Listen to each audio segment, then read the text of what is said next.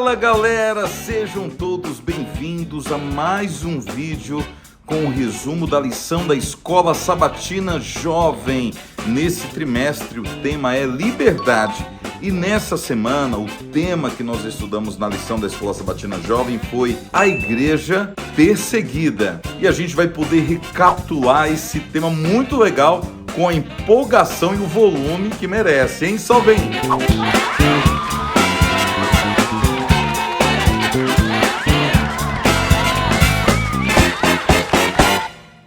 Mateus capítulo 5, Jesus diz que há uma bênção para aqueles que seriam perseguidos. Ele diz assim: bem-aventurados os perseguidos por causa da justiça, porque deles é o reino dos céus. Ou seja, o que Jesus quer nos ensinar não é apenas uma promessa para aqueles que sofrem perseguição, mas também que a perseguição é uma constante na vida daqueles que decidem ser fiéis ao Senhor. Ao longo de toda a história humana, todos aqueles que decidiram ser fiéis ao Senhor, cumprir a sua vontade e obedecê-lo, sofreram perseguição. E não foi diferente com Jesus Cristo, que foi perseguido, e com a igreja que ele fundou, o cristianismo, que nasceu num berço de perseguição. Os primeiros cristãos foram perseguidos e mortos pelos seus co-irmãos judeus e também pelo Império Romano. No entanto, ao longo dos séculos, a perseguição acabou se tornando uma constante na história da igreja cristã por outros motivos. Como nós vimos nas últimas semanas, a igreja cristã estendeu as mãos para o Estado e outrora a igreja perseguida se tornou perseguidora. E a Bíblia não hesita em mostrar a igreja cristã corrompida perseguindo aqueles cristãos que permaneceram fiéis à essência e aos princípios da palavra de Deus. Inclusive há uma profecia no livro de Daniel, capítulo 7, versículo 25, que fala sobre essa perseguição e o tempo em que os cristãos fiéis que viviam, pregavam e amavam a verdade seriam perseguidos. A Bíblia diz assim: e proferirás palavras contra o Altíssimo, magoará os santos do Altíssimo e cuidará em mudar os tempos e a lei.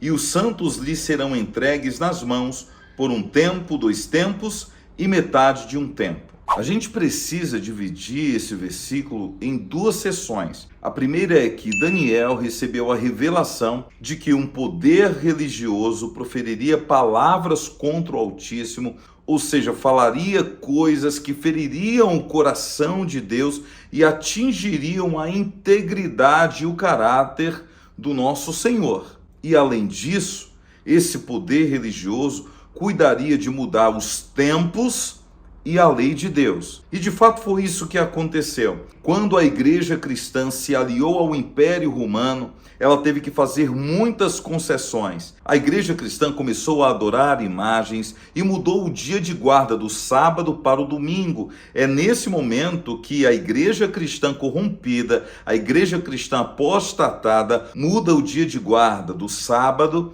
para o domingo. E o líder supremo dessa igreja cristã apostatada se auto-intitulou intercessor dos seres humanos e decidiu dar perdão e salvação em nome dele mesmo, substituindo Jesus Cristo. Para quem aqui começou a captar as pistas, eu estou falando do surgimento da Igreja Católica Romana, que traz no próprio nome essa mescla do Império Romano com a igreja cristã, que fez concessões para que tivesse mais conforto e poder nesse mundo. O que aconteceu então com os cristãos fiéis, os cristãos que não cederam à corrupção e à tentação do Império Romano e do poder político deste mundo? A Bíblia diz que eles seriam perseguidos, e essa é a segunda parte do versículo de Daniel, capítulo 7, versículo 25. A Igreja Católica, aliada ao poder político deste mundo, perseguiu os cristãos verdadeiros ao longo de mais de 1000 anos. E esses cristãos nem tinham a igreja para chamar de sua. Eles eram apenas cristãos, eles eram apenas fiéis à palavra de Deus. A Igreja Católica Romana, inclusive, institucionalizou essa perseguição perseguição. Fundou uma espécie de tribunal chamado de Tribunal da Santa Inquisição, onde aqueles que não cedessem em suas convicções eram mortos das piores formas possíveis. Eu tive a oportunidade de visitar um museu da Inquisição lá no interior da Europa e eu fiquei impressionado com a quantidade de instrumentos de tortura que eram usados para fazer as pessoas confessarem ou morrerem com suas verdades com muito sofrimento e no meio de muito suplício. No futuro, a Bíblia diz que a igreja será perseguida novamente, mas nós, como igreja remanescente, devemos permanecer firmes, porque o Senhor também nos livrará. A perseguição prova a igreja no fogo e tira dela o melhor.